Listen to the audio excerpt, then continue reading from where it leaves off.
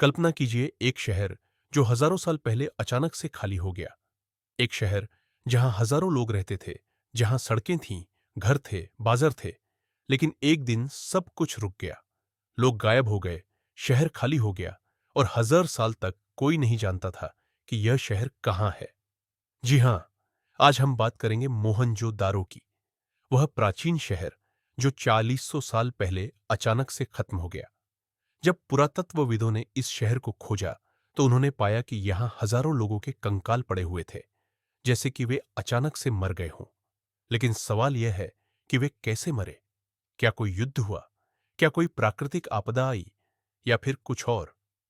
आज तक यह रहस्य बना हुआ है और वैज्ञानिकों ने इसके लिए कई सिद्धांत दिए हैं। कुछ कहते हैं कि यह एक परमाणु युद्ध था, कुछ कहते हैं कि यह एक आक्रमण था और कुछ कहते हैं कि यह जलवायु परिवर्तन था। आज हम इन सभी सिद्धांतों को जानेंगे और देखेंगे कि कौन सा सिद्धांत सबसे ज्यादा सही लगता है। यह एक रहस्य है जो हजारों साल से बना हुआ है और आज हम इसी रहस्य को सुलझाने की कोशिश करेंगे। मोहनजोदारो दुनिया की सबसे पुरानी और सबसे रहस्यमयी सभ्यताओं में से एक है और इसका अचानक अंत आज भी वैज्ञानिकों को हैरान करता है। मोहनजोदारो पाकिस्तान के सिंध प्रांत में स्थित है और यह सिंधु घाटी सभ्यता का सबसे बड़ा शहर था। सिंधु घाटी सभ्यता दुनिया की सबसे पुरानी सभ्यताओं में से एक थी, जो लगभग 3000 ईसा पूर्व से 1300 ईसा पूर्व तक फली फूली। यह सभ्यता अपने समय में बेहद उन्नत थी। यहाँ सड़कें थीं, नालियां थीं, सार्वजनिक स्नानागार थे और यहाँ के लोग व्यापार करते थे, कृषि करते थे और एक व्यवस्थित जीवन जीते थे। मोहनजोदारो इस सभ्यता का सबसे बड़ा और सबसे महत्वपूर्ण शहर था, जहां लगभग 40,000 लोग रहते थे। शहर की योजना बेहद व्यवस्थित थी।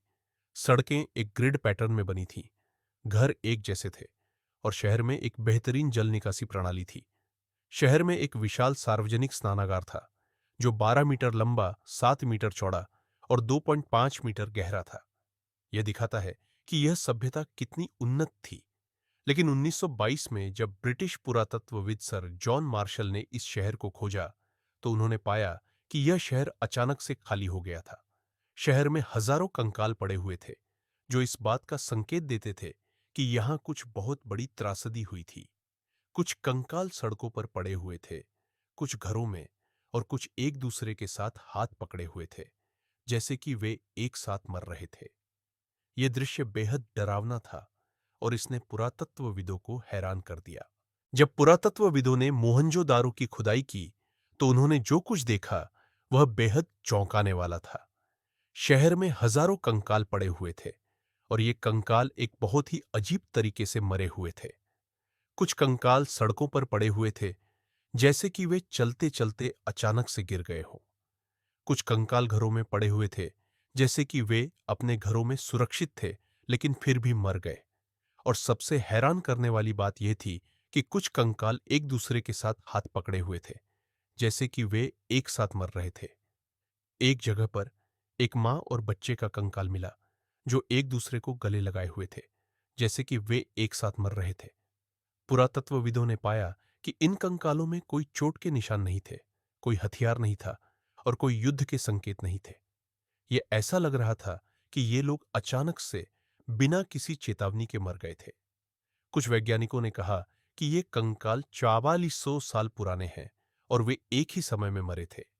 शहर में बहुत सारी चीजें अभी भी मिली हैं, मिट्टी के बर्तन, गहने, सिक्के और अन्य सामान, जो इस बात का संकेत देते हैं कि शहर को लूटा नहीं गया था। यह एक बहुत बड़ा रहस्य था और आज तक कोई नहीं जानता कि ये लोग कैसे मरे। पहला सिद्धांत जो वैज्ञानिकों ने दिया वह था परमाणु युद्ध का सिद्धांत। कुछ लोगों का मानना है कि मोहनजोदारो एक परमाणु युद्ध का शिकार हुआ था। इस सिद्धांत के समर्थक कहते हैं कि जब पुरातत्वविदों ने शहर की खुदाई की, तो उन्होंने पाया कि कुछ जगहों पर पत्थर पिघले हुए थे, जैसे कि वे बहुत अधिक तापमान के संपर्क में आए हों। उन्होंने यह भी पाया कि कुछ कंकालों में रेडियो एक्टिविटी के संकेत थे, जो इस बात का प्रमाण हो सकता है कि यहां कोई परमाणु विस्फोट हुआ था। इस सिद्धांत के समर्थक कहते हैं कि प्राचीन भारत में परमाणु हथियार हो सकते थे और महाभारत जैसे ग्रंथों में जो युद्धों का वर्णन है वे वास्तव में परमाणु युद्ध हो सकते थे। महाभारत में ब्रह्मास्त्र जैसे हथियारों का वर्णन है जो बहुत विनाशकारी थे और कुछ लोगों का मानना है कि ये वास्तव में परमाणु हथियार हो सकते थे। महाभारत में वर्णन है कि जब ब्रह्मास्त्र छोड़ा गया तो आसमान में एक चमकदार प्रकाश दिखाई दिया, जमीन कांपने लगी और हजारों लोग एक ही समय में मर गए। यह वर्णन आधुनिक परमाणु विस्फोट से मिलता जुलता है, लेकिन अधिकांश वैज्ञानिक इस सिद्धांत को नहीं मानते। वे कहते हैं कि 4000 साल पहले परमाणु हथियार नहीं हो सकते थे क्योंकि परमाणु तकनीक 20वीं शताब्दी में विकसित हुई थी। पत्थरों का पिघलना किसी और कारण से भी हो सकता है, जैसे कि आग या ज्वालामुखी विस्फोट। रेडियो एक्टिविटी के संकेत भी प्राकृतिक कारणों से हो सकते हैं, जैसे कि रेडियो एक्टिव खनिज, और वे परमाणु युद्ध का प्रमाण नहीं है। इसके अलावा अगर यह एक परमाणु विस्फोट होता तो शहर में रेडियो एक्टिव कचरा मिलना चाहिए था, लेकिन ऐसा नहीं है। वैज्ञानिकों ने शहर की मिट्टी का परीक्षण किया है और उन्होंने पाया है कि इसमें कोई असामान्य रेडियो एक्टिविटी नहीं है। इसलिए अधिकांश वैज्ञानिक इस सिद्धांत को नहीं मानते। दूसरा सिद्धांत जो वैज्ञानिकों ने दिया वह था आक्रमण का सिद्धांत।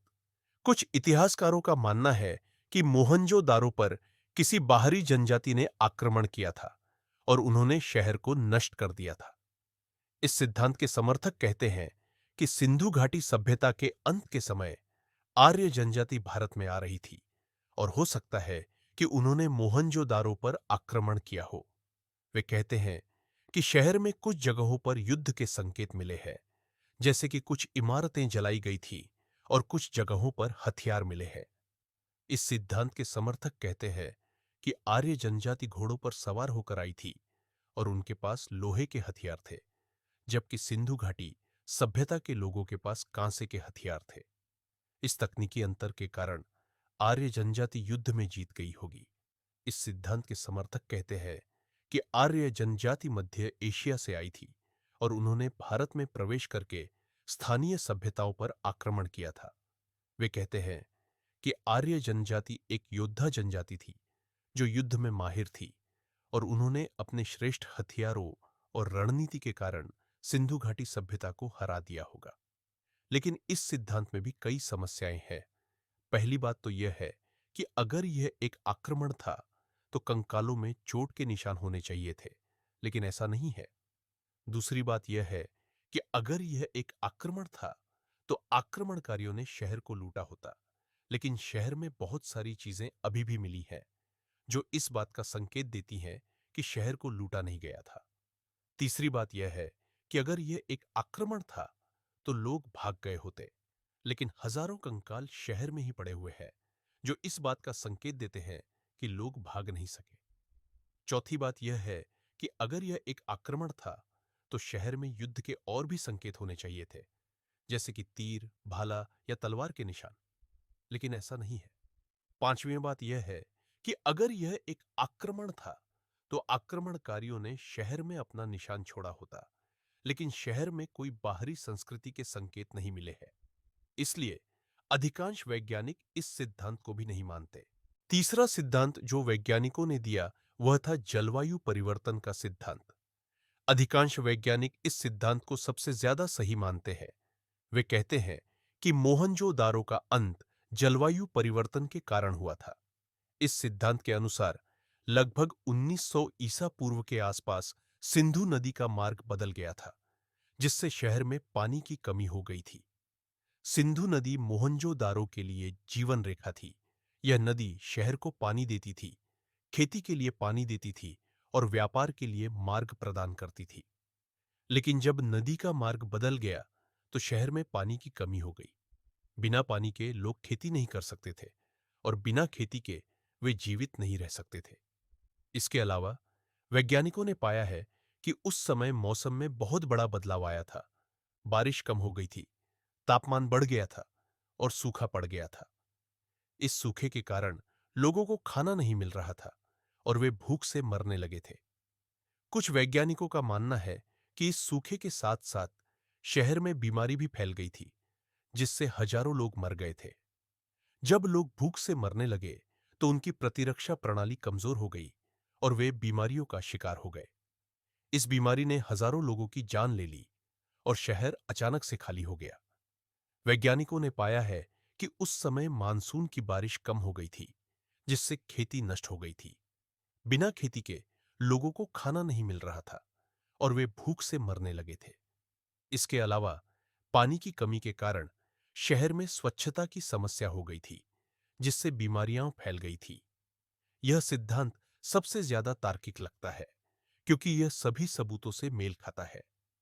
कंकालों में चोट के निशान नहीं है, शहर को लूटा नहीं गया था और लोग अचानक से मर गए थे, जैसे कि वे बीमारी या भूख से मरे हों।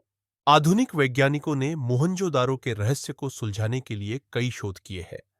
उन्होंने शहर की मिट्टी का अध्ययन किया है, पानी के स्रोतों का अध्ययन किया है और जलवायु के अध्ययन किए हैं। उन्होंने पाया है कि लगभग 1900 ईसा पूर्व के आसपास सिंधु नदी का मार्ग वास्तव में बदल गया था और शहर में पानी की कमी हो गई थी। वैज्ञानिकों ने नदी के पुराने मार्ग का पता लगाया है और उन्होंने पाया है कि नदी का मार्ग लगभग 100 किलोमीटर दूर चला गया था। इसके अलावा वैज्ञानिकों ने पाया है कि उस समय मौसम में बहुत बड़ा बदलाव आया था। बारिश कम हो गई थी, तापमान बढ़ गया था और सूखा पड़ गया था। वैज्ञानिकों ने पेड़ों के छल्लों का अध्ययन किया है और उन्होंने पाया है कि उस समय सूखा पड़ा था।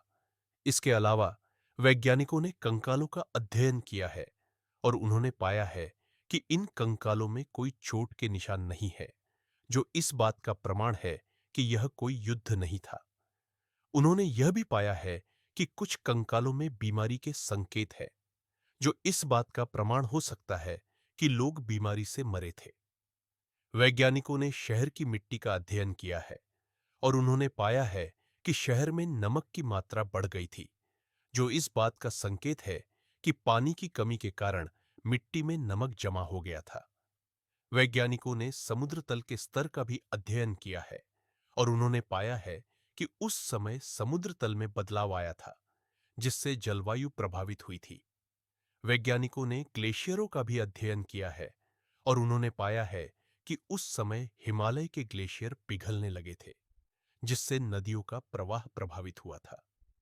आधुनिक वैज्ञानिकों का मानना है कि मोहनजोदारो का अंत जलवायु परिवर्तन के कारण हुआ था। सूखा, बीमारी और पानी की कमी ने शहर को नष्ट कर दिया था। इन तीन मुख्य सिद्धांतों के अलावा वैज्ञानिकों ने कुछ और सिद्धांत भी दिए हैं। कुछ लोगों का मानना है कि मोहनजोदारो में बाढ़ आई थी, जिससे शहर डूब गया था और हजारों लोग मर गए थे। कुछ लोगों का मानना है कि शहर में भूकंप आया था, जिससे इमारतें गिर गई थीं और हजारों लोग मर गए थे। कुछ लोगों का मानना है कि शहर में ज्वालामुखी विस्फोट हुआ था, जिससे लावा और राख ने शहर को ढक दिया था और हजारों लोग मर गए थे। कुछ लोगों का मानना है कि शहर में महामारी फैल गई थी, जिससे हजारों लोग मर गए थे। कुछ लोगों का मानना है कि शहर में आर्थिक संकट आया था, जिससे लोग शहर छोड़कर चले गए थे। लेकिन इन सभी सिद्धांतों में समस्याएं हैं। अगर बाढ़ आई होती तो शहर में कीचड़ और रेत मिलनी चाहिए थी, लेकिन ऐसा नहीं है। अगर भूकंप आया होता तो इमारतें एक तरफ गिरी होती, लेकिन शहर में इमारतें अभी भी खड़ी हैं। अगर ज्वालामुखी विस्फोट हुआ होता तो शहर में लावा और राख मिलनी चाहिए थी, लेकिन ऐसा नहीं है। अगर महामारी फैली होती तो कंकालों में बीमारी के और भी संकेत होने चाहिए थे। अगर लोग शहर छोड़कर चले गए होते तो कंकाल नहीं मिलते। इसलिए अधिकांश वैज्ञानिक जलवायु परिवर्तन के सिद्धांत को सबसे ज्यादा सही मानते हैं, क्योंकि यह सभी सबूतों से मेल खाता है।